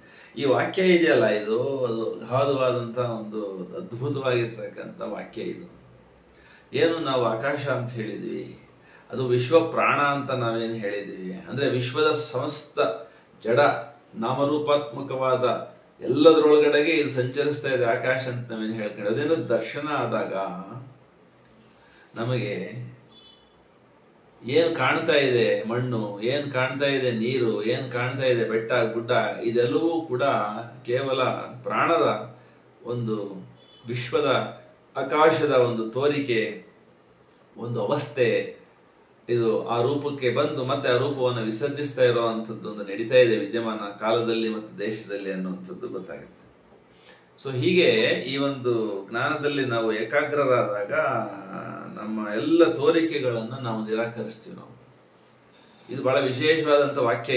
ಇದನ್ನ ನಾವು ದರ್ಶಿಸಬೇಕು, ಇದನ್ನ ಅನುಸಂಧಾನ ಮಾಡಬೇಕು, ಇದನ್ನ ನಾವು ಅರಿಯಬೇಕು ಈ ವಾಕ್ಯದಲ್ಲಿ. ಸೊ ಆಕಾಶವೇ ಉಸಿರಿನಂತೆ ದೇಹದೊಳಗಡೆಗೆ ಸಂಚರಿಸ್ತಾ ಇದೆ ಅನ್ನೋ ಮಾತಿದೆಯಲ್ಲ, ಕಲ್ಲಿನೊಳಗಡೆಗೂ ಆಕಾಶ ಸಂಚರಿಸ್ತಾ ಇದೆ, ಬೆಟ್ಟದೊಳಗಡೆಗೂ ಆಕಾಶ ಸಂಚರಿಸ್ತಾ ಇದೆ, ಸಮುದ್ರದೊಳಗಡೆಗೂ ಆಕಾಶ ಸಂಚರಿಸ್ತಾ ಇದೆ. ಹಾಗಾಗಿ ಎಲ್ಲ ಚಲನೆಗಳ ಹಿಂದೆಗಡೆಗೆ ಆಕಾಶದ ಕರಾಮತ್ತಿದೆ, ಆಕಾಶವಿಲ್ಲದೆ ಇರೋ ಎಡೆ ಇಲ್ಲ ಅನ್ನುವಂಥದ್ದು ನಮಗೆ ಗೋಚರವಾದಾಗ, ನಮ್ಮ ಅಂತರಂಗದ ದೃಷ್ಟಿಗೆ ವೇದ್ಯವಾದಾಗ ನಮಗೆ ಆಕಾಶದ ಹಿಂದಿನ ಆತ್ಮತತ್ವ ಅನುಭೂತವಾಗಿ ಅಥವಾ ಅನುಭಾವವಾಗಿ ನಾವು ಅದರೊಳಗಡೆಗೆ ನಾವು ನಮ್ಮೊಳಗಡೆಗೆ ಅದು ಅನ್ನುವಂಥದ್ದೊಂದು ಸರ್ವಜ್ಞ ಜ್ಞಾನ ನಮಗೆ ಪ್ರಾಪ್ತವಾಗುತ್ತೆ.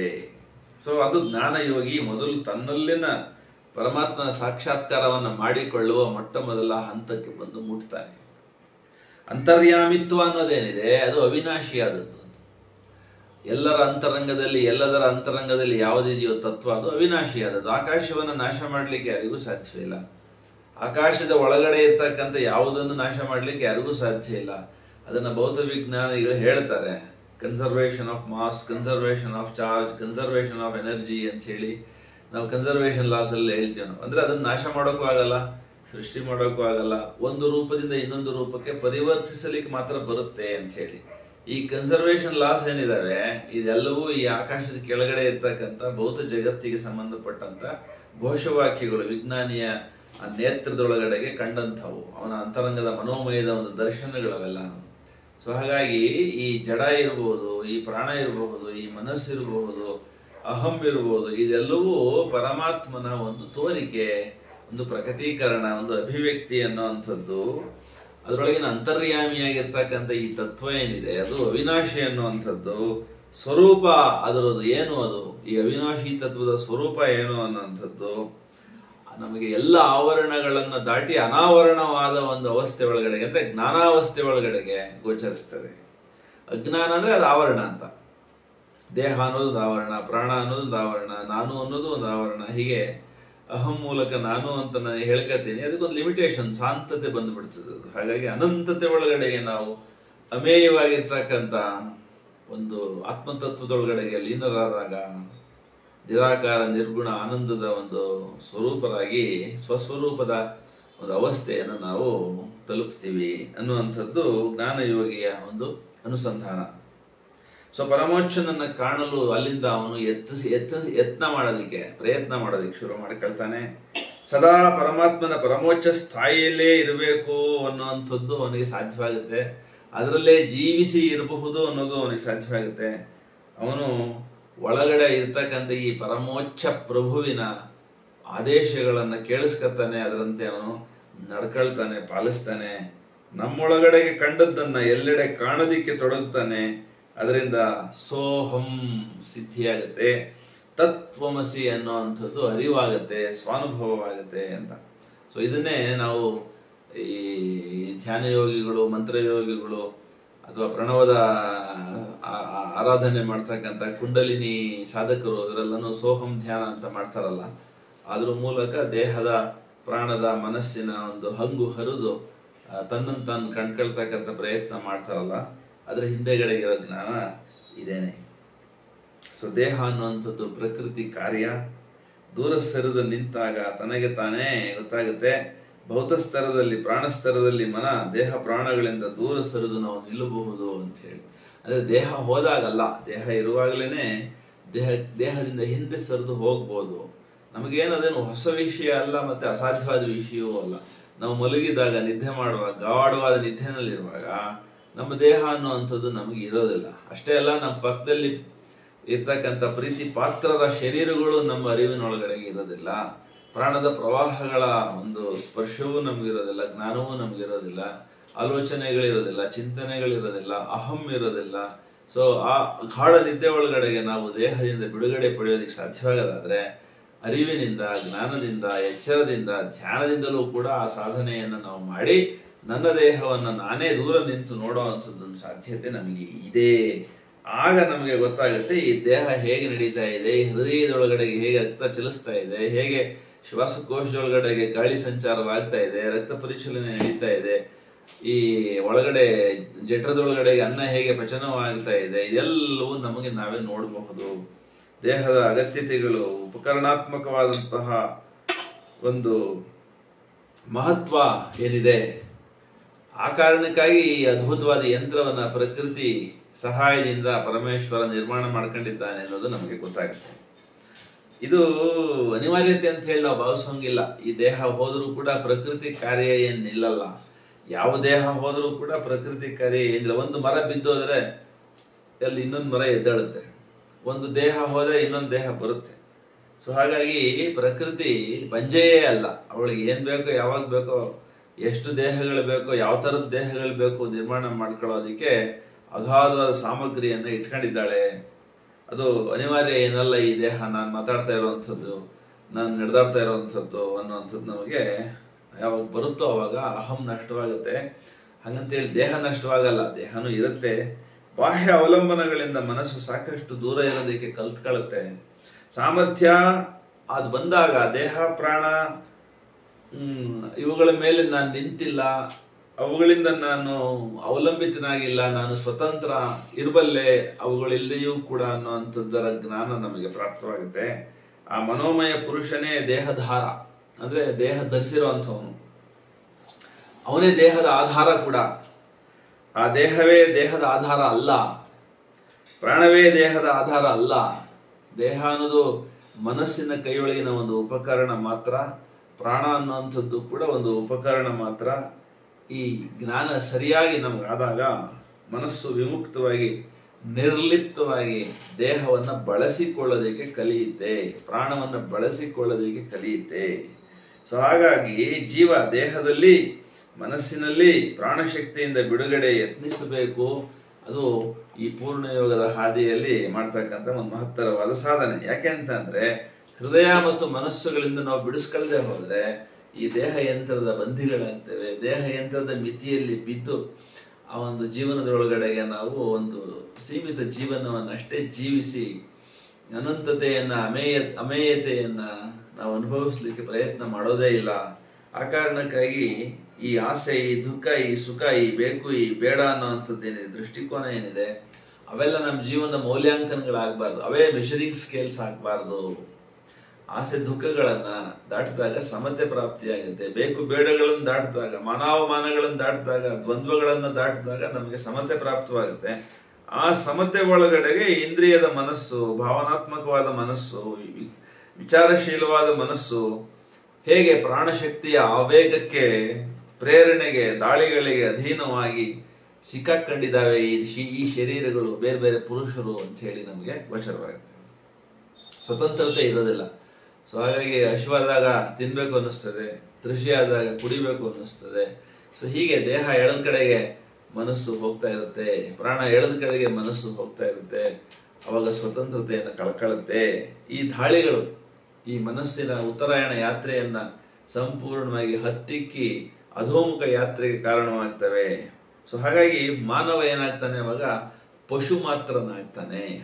ಪಶು ಏನ್ ಮಾಡುತ್ತೆ, ಹಸಿವಾದಾಗ ಅನ್ನ ಹುಡ್ಕೊಂಡು ಹೋಗುತ್ತೆ, ನಿದ್ದೆ ಬಂದಾಗ ಎಲ್ಲಿದ್ರಲ್ಲೇ ಮಲಗಿಬಿಡುತ್ತೆ, ಬೆದೆ ಬಂದಾಗ ಕಾಮವನ್ನ ಅದು ಅನುಭವಿಸ್ತದೆ. ಹೀಗೆ ಪಶು ಮಾತ್ರನಾಗೋದು ಯಾವಾಗ ಅಂತಂದ್ರೆ ಮನಸ್ಸು ದೇಹದ ಪ್ರಾಣದ ಸೆಳೆತಕ್ಕೆ ಸಿಕ್ಕಿ ಅದರ ಹಿಂದೆ ಹೊರಟಾಗ ಪಶು ಮಾತ್ರನಾಗಿ ಮಾನವ ರೂಪದೊಳಗಡೆಗೆ ಸಂಚರಿಸ್ತಾ ಇರ್ತಾನೆ. ಆಗ ಭೋಗ, ಇಂದ್ರಿಯ, ಜಗತ್ತು ಇಷ್ಟೇ ಸತ್ಯವಾಗಿ ಬಿಡುತ್ತದೆ. ಆಗ ಅವನಿಗೆ ಇರ್ತಕ್ಕಂಥ ಒಂದು ಅದ್ಭುತವಾದ ಅವಕಾಶ ಏನಿದೆ, ಉತ್ತರಾಯಣ ಯಾತ್ರೆ ಏನಿದೆ, ದೇವಮಾನವನಾಗ್ತಕ್ಕಂಥ ಅಥವಾ ಆ ಸ್ತರಗಳಿಗೆ ಏರಿ ಮುಟ್ತಕ್ಕಂಥ ಒಂದು ಸಾಧನೆ ಏನಿದೆ, ಅದನ್ನು ಅವನು ಮಾಡೋಕ್ಕೆ ಹೋಗಲ್ಲ. ಸದಾಕಾಲ ತಲೆ ತಗ್ಗಿಸಿಕೊಂಡು ಜಗತ್ತಿನ ಭೋಗದ ಒಂದು ವಸ್ತುಗಳ, ವ್ಯಕ್ತಿಗಳ, ಸಂಸಾರದ ಒಂದು ವಲಯದೊಳಗಡೆಗೆ, ಭವದ ಚಕ್ರದೊಳಗಡೆಗೆ ಸಂಚರಿಸ್ತಾ ಇರ್ತಾನೆ. ಆಗ ಈ ಕಾರ್ಯಗಳೇನಿದಾವೆ ಅವೆಲ್ಲವೂ ದೇಹದ ಕಾರ್ಯಗಳು, ಪ್ರಾಣದ ಕಾರ್ಯಗಳು, ಅಹಂನ ಕಾರ್ಯಗಳು ಆಗಿ ನಮಗೆ ಗೋಚರಿಸ್ತಾ ಇರ್ತವೆ.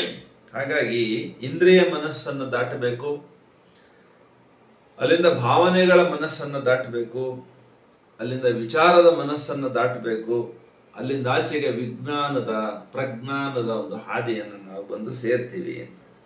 ಆವಾಗ ಈ ಪ್ರಾಣದ ಒಂದು ವಲಯದಿಂದ, ದೇಹದ ವಲಯದಿಂದ, ಅಹಂನ ವಲಯದಿಂದ ಪಾರಾದಾಗ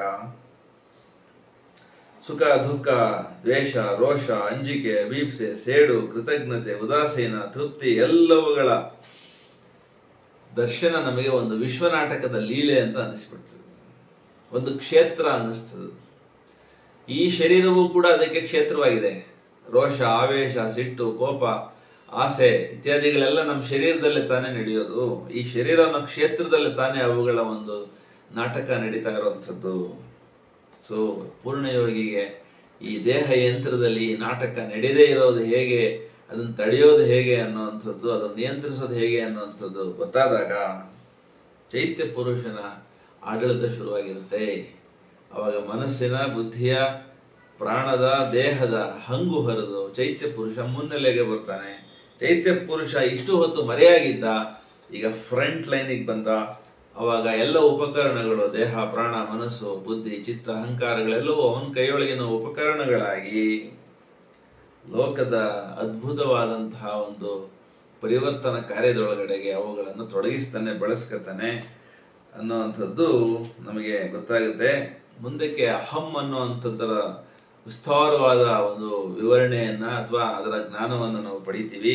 ಈ ಅಹಂಭಾವವೇ ಮನುಷ್ಯನ ಜೀವನದ ಎಲ್ಲ ಕೇಡುಗಳ ಮೂಲ ಅನ್ನೋದು ನಮಗೆ ಗೊತ್ತಾಗುತ್ತೆ. ಸೊ ಏಕೆ ಮನಸ್ಸನ್ನ ಪೀಠ ಮಾಡ್ಕೊಂಡಿದೆ, ಅದೇ ಚೇರ್ ಮಾಡ್ಕೊಂಡ್ಬಿಟ್ಟು ಕೂತ್ಬಿಟ್ಟಿದೆ ಅದರ ಮೇಲೆ ಅಹಂ. ಸೊ ಕಲ್ಲು, ಬಳ್ಳಿ, ಮರ, ಗಿಡ ಇತ್ಯಾದಿ ಇತ್ಯಾದಿಗಳಲ್ಲಿ ಅಪ್ರಜ್ಞವಾಗಿ ಕೆಲಸ ಮಾಡ್ತಾ ಇರೋ ಈ ಅಹಂಕಾರ ಕಾಮವನ್ನು ಜೊತೆಗೆ ಸೇರಿಸಿಕೊಂಡು ವಿಧ್ವಂಸಕಾರಿಯಾಗಿ ಮನುಷ್ಯ ಪಶುವಿನಂತೆ ವರ್ತಿಸಲಿಕ್ಕೆ ಕಾರಣವಾಗಿದೆ.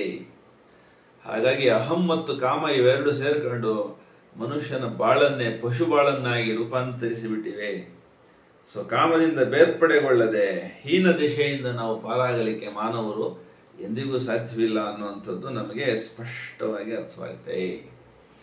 ಇಷ್ಟು ವಿಚಾರವನ್ನ ಇವತ್ತು ಇಟ್ಕೊಂಡು ನಾವು ಮುಂದಿನ ಸಂಚಿಕೆಯಲ್ಲಿ ಅಹಂನಿಂದ ಪಾರಾಗೋದು ಹೇಗೆ, ಅದಕ್ಕೆ ಬೇಕಾಗಿರೋ ಜ್ಞಾನ ಯಾವ ಥರದ್ದು ಅನ್ನುವಂಥದ್ದನ್ನು ಪರಾಮರ್ಶೆ ಮಾಡಬಹುದು ಅಂತ ಹೇಳ್ತಾ ಈ ಹೊತ್ತಿನ ಈ ಒಂದು ಮಾತಿಗೆ ನಾನು ಮಂಗಳ ಹಾಡ್ತೀನಿ. ಎಲ್ರಿಗೂ ನಮಸ್ಕಾರ, ಧನ್ಯವಾದ. ಏನಾದರೂ ಪ್ರಶ್ನೆಗಳು ಅಥವಾ ಹೆಚ್ಚಿನ ತಿಳುವಳಿಕೆಗಳು ಹೇಳೋ ಹಾಗಿದ್ರೆ ಹೇಳ್ಬೋದು. ನಾಗರಾಜ್ ಸರ್ ಹಿರಿಯರಿದ್ದಾರೆ, ಮಾತಾಡ್ತಾರೆ. ತುಂಬಾ ಸಂತೋಷ. ನಿಮ್ಮ ವಿವರಣೆ ಕೇಳಿ ಆನಂದ ಆಯಿತು. ಇದು ಬ್ರಹ್ಮಾಂಡದಲ್ಲಿ ಏನಿದೆ ಅದೇ ಪಿಂಡಾಂಡದಲ್ಲೂ ಇದೆ, ಅದೇ ಅಂಡಾಂಡದಲ್ಲೂ ಇದೆ. ಆದರೆ ಇವನ್ನೆಲ್ಲನೂ ನಾವು ಬೇರ್ಪಡಿಸ್ಕೊಂಡು ನಾವು ಈ ದೇಹ ಅಲ್ಲ ಅನ್ನೋದನ್ನ ಸ್ಪಷ್ಟೀಕರಣ ಮಾಡಿಸ್ಕೊಳ್ಳೋದೇ ಒಂದು ಸಾಧನೆ ಅಂತ ನನಗೆ ಅನಿಸುತ್ತೆ. ಆದರೆ ಆ ಸಾಧನೆಗೆ ಬೇಕಾದ ಉಪಕರಣಗಳೇನು ಅಥವಾ ಸೂಚನೆಗಳೇನು ಅಂತ ಅನ್ನೋದು ಒಂದು ಸ್ವಲ್ಪ ಸ್ಪಷ್ಟ ಮಾಡಿದ್ರೆ ಸಂತೋಷ. ಇನ್ನೊಂದ್ಸರಿ ಪ್ರಶ್ನೆ ಕೇಳಿ ಸರ್ ತಾವು.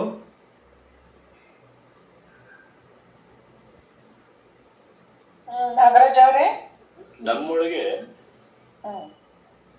ಹೊರಗಡೆ ಏನು ಬ್ರಹ್ಮಾಂಡ ಇದೆ ಅದೇ ನಮ್ಮೊಳಗೆ ಇದೆ. ನಮ್ಮೊಳಗೆ ಆ ಪಿಂಡಾಂಡನೂ ಇದೆ, ಬ್ರಹ್ಮಾಂಡನೂ ಇದೆ, ಅಂಡಾಂಡನೂ ಇದೆ, ಮೂರು ಇದಾವೆ. ಈ ಇರೋದನ್ನ ನಾವು ದೇಹವೇ ಅಲ್ಲ, ನಾವು ಬರೀ ಚೈತನ್ಯ ಅಥವಾ ಆ ಒಂದು ಬೆಳಕು ಅಂತ ಅನ್ನೋದನ್ನ ಸ್ಪಷ್ಟ ಮಾಡ್ಕೊಳ್ಳೋದು ಹೇಗೆ?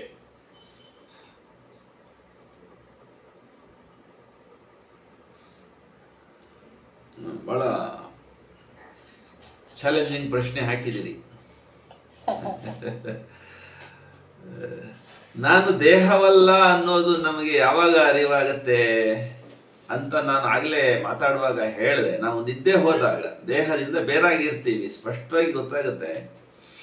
ನಮ್ಮ ಶರೀರ ಇತ್ತು, ನನ್ಗೆ ಅದರ ಅನುಭವ ಆಗ್ತಿತ್ತು ಅಂತ ಹೇಳಿ ನಮಗೆ ಅನ್ಸೋದಿಲ್ಲ. ನಾನು ಅನ್ನೋದು ದೇಹದಿಂದ ಪಾರಾಗುವ ಅತ್ಯಂತ ಸ್ಪಷ್ಟವಾದ ಉದಾಹರಣೆ ಗಾಢ ನಿದ್ದೆಯ ಒಂದು ಅವಸ್ಥೆ.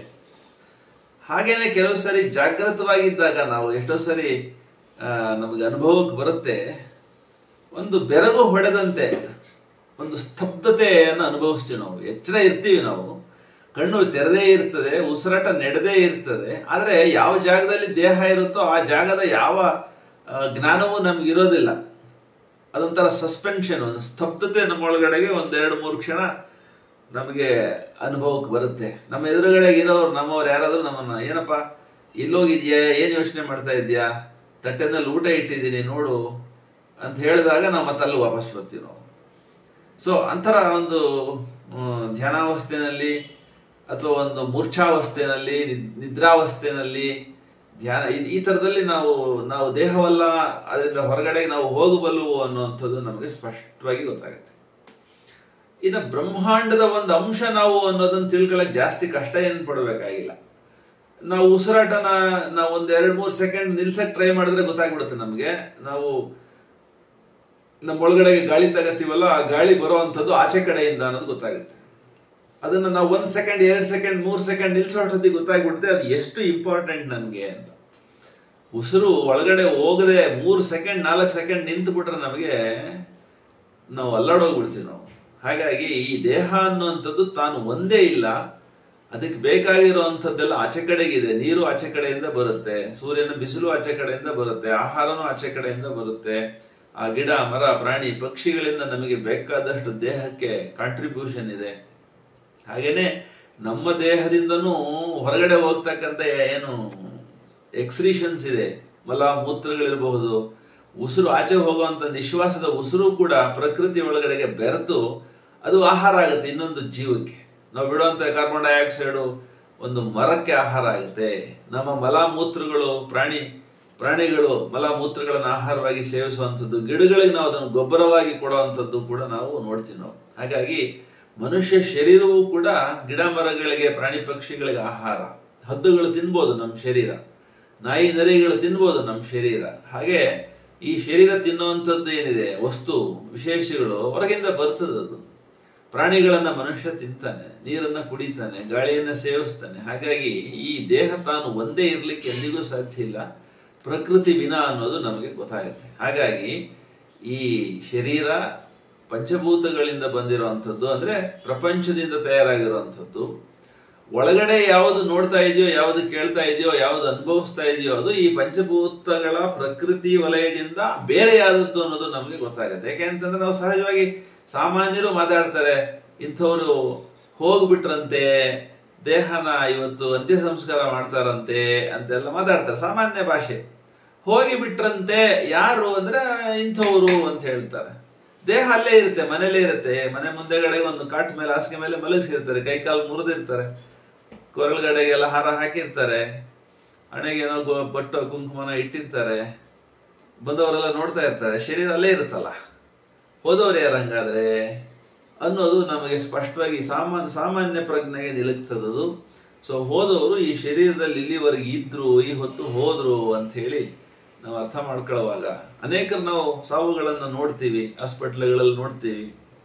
ಅಯ್ಯೋ ನಮ್ಮಪ್ಪ, ಯಾರಿಗೆ ಬೇಕು ಈ ಶರೀರ, ಸಾಕಪ್ಪ ಈ ಬಾಧೆ, ಭಗವಂತ ನನ್ ಕರ್ಕೊಳಪ್ಪ, ದೇಹ ಸಾಕಪ್ಪ, ನನ್ಗೆ ಇದ್ರ ಸುಖ ನಾನು ಅನುಭವಿಸಿದ್ ಸಾಕಪ್ಪ, ನನ್ಗೆ ಈ ದುಃಖ, ಈ ನೋವು ನನಗೆ ಬೇಡಪ್ಪ, ಸಾಕು ಮಾಡಪ್ಪ ಅಂತ ಹೇಳಿ ಎಷ್ಟೋ ಜನ ಕೈ ಇಲ್ಲದೆ ಇರೋರು, ಕಾಲಿಲ್ಲದೆ ಇರೋರು, ಕ್ಯಾನ್ಸರ್ ಇರೋವಂಥವ್ರು ಈ ದೇಹದ ಮೂಲಕ ಅನುಭವಿಸೋ ಯಾತನೆಯನ್ನ ತಪ್ಪಿಸ್ಕೊಳ್ಳೋದಕ್ಕಾಗಿ ಭಗವಂತನಲ್ಲಿ ಬೇಡ್ತಿರ್ತಾರೆ, ಸಾಕಪ್ಪ ಈ ಶರೀರ ನನಗೆ ಅಂತ ಹೇಳಿ. ಸೊ ಅವಾಗ ಗೊತ್ತಾಗತ್ತೆ ನಮ್ಗೆ ಈ ದೇಹ ನಾವಲ್ಲ, ಈ ದೇಹ ಪ್ರಪಂಚದ್ದು ಅನ್ನುವಂಥದ್ದು. ಇಷ್ಟು ದಿನ ಮತ್ತೆ ಇಲ್ಲೇ ಇತ್ತಲ್ಲ, ನನ್ನೊಳಗಡೆಗೆ ಇತ್ತಲ್ಲ, ನಾನೇ ಅದರೊಳಗಡೆಗೆ ಇದ್ನಲ್ಲ ಅಂತ ಯೋಚನೆ ಮಾಡುವಂಥದ್ದೊಂದು ವಿಚಾರ ನಮ್ಮೊಳಗಡೆ ಬಂದಾಗ ಬ್ರಹ್ಮಾಂಡ ಮತ್ತು ಒಳಗಡೆ ಇರ್ತಕ್ಕಂಥ ಪಿಂಡಾಂಡ ಮತ್ತು ಅಂಡ, ಈ ಜಗತ್ತು, ಅಂಡ ಪಿಂಡ ಬ್ರಹ್ಮಾಂಡ ಇದೆಲ್ಲವೂ ಬೇರೆ ಬೇರೆಯಾದದ್ದು ಅನ್ನುವಂಥದ್ದು ಹೋಗುತ್ತೆ. ಅದರೊಳಗಡೆಗೆ ನಾನು ಒಂದು ಅನ್ನುವಂಥದ್ದು ನಮಗೆ ಭಾಸವಾಗೋದಕ್ಕೆ ಸಾಧ್ಯವಾಗುತ್ತೆ. ಮೋಹದಿಂದ ಇದು ನಾನು ಅನ್ನುವಂಥ ಮೋಹ ಇಟ್ಕೊಂಡು ಅದನ್ನು ಬಳಸೋಕೆ ಶುರು ಮಾಡಿದಾಗ ದುಃಖ ಸುಖ ಅನ್ನುವಂಥದ್ದು ರಿಸಲ್ಟ್ ಆಗುತ್ತೆ. ಇದು ಪ್ರಕೃತಿಯ ಒಂದು ಅಂಗ, ಅದು ಇದರೊಳಗಡೆ ಕೆಲಸ ಮಾಡ್ತಾ ಇದೆ, ನಾನು ಅದರಲ್ಲಿ ತಲೆ ಹಾಕಬಾರದು ಅನ್ನುವಂಥ ಎಚ್ಚರ ವಿವೇಕ ಬಂದ ತಕ್ಷಣವೇ ಈ ದೇಹ, ಈ ಪ್ರಕೃತಿ ಹೇಳದಂತೆ ಕೇಳೋಕ್ ಶುರು ಮಾಡುತ್ತೆ. ದೇಹ ಬಾಧೆಗಳು ನಿಧಾನವಾಗಿ ಕಣ್ಮರೆ ಆಗ್ತವೆ. ದೇಹ ಒಂದು ಅದ್ಭುತ ಆನಂದದ ಒಂದು ಉಪಕರಣ, ಅದು ತಾನೂ ಆನಂದವಾಗಿದ್ದು ಸುತ್ತಮುತ್ತ ಇರ್ತಕ್ಕಂಥ ಜೀವರಾಶಿಗಳಿಗೂ ಆನಂದವನ್ನು ಕೊಡುವಂಥದ್ದೊಂದು ಸಾಧ್ಯತೆ ಇರುವಂಥ ಅದ್ಭುತ ಯಂತ್ರ ಅನ್ನೋದು ನಾವು ಅರ್ಥ ಮಾಡ್ಕೋತೀವಿ. ನಾಗರಾಜ್ ಅವರೇ, ನಿಮ್ಗೆ ಸಮಾಧಾನ ಆಯ್ತು ಇಲ್ವೋ? ಖಂಡಿತ ಸಮಾಧಾನ ಆಯ್ತು. ನಾನು ಇದು ಶುದ್ಧ ಆತ್ಮ ಅನ್ನೋ ಒಂದು ಪ್ರತ್ಯೇಕತೆ ನಮಗೆ ಭಾಸವಾಗುವುದು ನೀವು ಹೇಳಿದಾಗೆ ಯಾವುದೋ ಒಂದು ಕ್ಷಣದಲ್ಲಿ ಆಗುತ್ತೆ. ಅದಕ್ಕಾಗಿ ನಾವು ಇದು ಧ್ಯಾನನೋ ಅಥವಾ ಮೌನನೋ ಅಥವಾ ಯೋಗನೋ ಯಾವುದೋ ಒಂದು ಅನುಸರಿಸ್ಬೇಕು. ಆ ಅನುಸರಿಸೋ ಒಂದು ವಿಧಾನ ಶ್ರೀ ರವೀಂದ್ರರು ಹೇಳಿದ್ದಾರೆ. ಅದನ್ನ ನಾವು ಪೂರ್ಣ ಪಾಲಿಸೋದು ಒಂದು ದೊಡ್ಡ ಒಂದು ಚಾಲೆಂಜ್ ಅಂತ ಅನ್ಸುತ್ತೆ ನನಗೆ. ಏಕಪ್ರಕಾರವಾಗಿ ನಿರಹಂಕಾರಿಗಳಾಗಿರೋದು ಭಾರಿ ಕಷ್ಟ. ಅದು ನಮಗೆ ಗೊತ್ತಿಲ್ಲದಂಗೆ ನಮ್ಮನ್ನು ಆವರಿಸ್ಕೊಳ್ತದೆ. ಹೌದು ಹೌದು.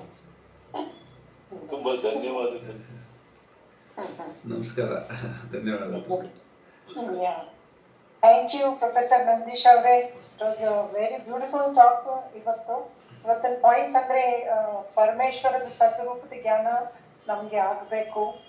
ಜ್ಯೋತಿ ಮತ್ತೆ ಜ್ಞಾನದ ತತ್ವ ನಾವೇ, ನಮ್ಮೊಳಗೆ ಎಲ್ಲರೂ ಇದ್ದಾರೆ. ಪೂರ್ಣ ಯೋಗಿಗೆ ಇದು ಅರ್ಥ ಆಗ್ಬೇಕು, ತತ್ವಮಸಿ. Thank you very much.